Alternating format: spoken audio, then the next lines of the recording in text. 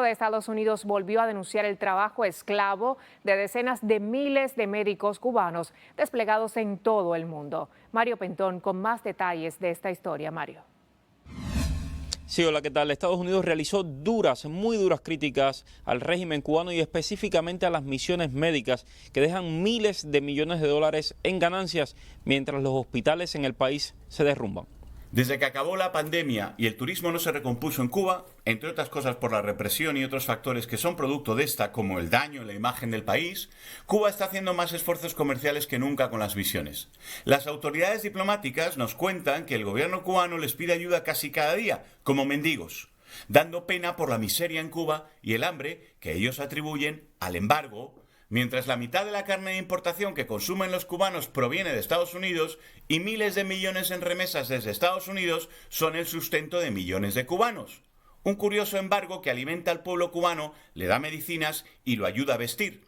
Estados Unidos condenó las medidas coercitivas y de explotación que utiliza la dictadura cubana con los trabajadores internacionales, los cuales incluyen a los médicos destinados en decenas de países. Lo que más tratan de vender las autoridades cubanas son las misiones médicas. Así, en estos tiempos han vendido 1.000 médicos en estado de esclavitud a México, 500 a Italia y ahora 300 a Portugal. Y están a punto de vender médicos esclavos también en Irlanda.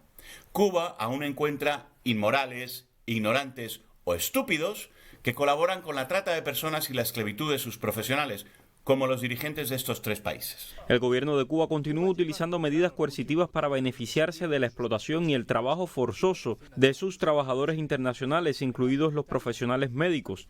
Instamos a las autoridades cubanas a cumplir con las obligaciones internacionales de derechos humanos y las normas laborales, aseguró Brian Nichols, jefe de la diplomacia estadounidense para América Latina.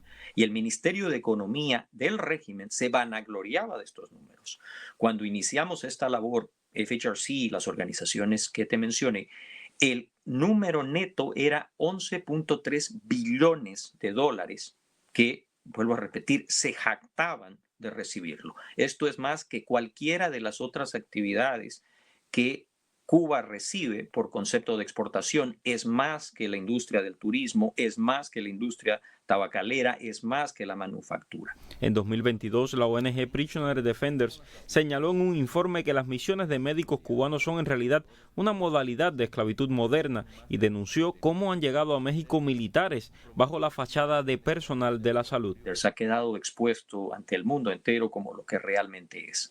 No una estructura de misiones médicas solidarias para atender a los pobres y desvalidos del orbe, sino más bien un cruel esquema de explotación, de trabajos forzados, de tratamiento análogo a esclavitud. Y no es una opinión nuestra, es un hecho definido por documentos que han emitido las Naciones Unidas a través de su oficina del Alto Comisionado para los Derechos Humanos. Lo ha hecho el Departamento de Estado norteamericano ya por 3 años consecutivos. Las denuncias también se han extendido a la Unión Europea y la ONU. En Europa, mientras el Parlamento Europeo ratificó la condena por la esclavitud de las misiones médicas el 12 de julio, la Comisión Europea conoce que se trata de esclavitud y así lo hemos llamado en reuniones internas y es asumido por la Comisión Europea, pero no advierte a los gobiernos sobre esta esclavitud y Calabria, en Italia, Portugal e Irlanda parece que van a ser víctimas de esta trata de personas. Lógicamente, en Prisoners Defenders pensamos advertir de forma notoria a estos países sobre esta situación. Activistas e investigadores han lamentado la derogación del programa Parol para médicos cubanos que eliminó el expresidente Barack Obama, que permitía a los profesionales tratados por La Habana obtener un refugio inmediato en Estados Unidos. Yo creo de que no solamente el PPP es necesario por las razones apuntadas, sino porque le daba a todas estas personas que son víctimas de un esquema de trata y tráfico de personas y de esclavitud moderna, una manera de tener una opción de protección y salvaguarda a sus derechos humanos. Y por supuesto, aquí en América Noticias tendrán muchos más detalles de esta historia. Yo soy Mario Pentón, queden con más en el estudio.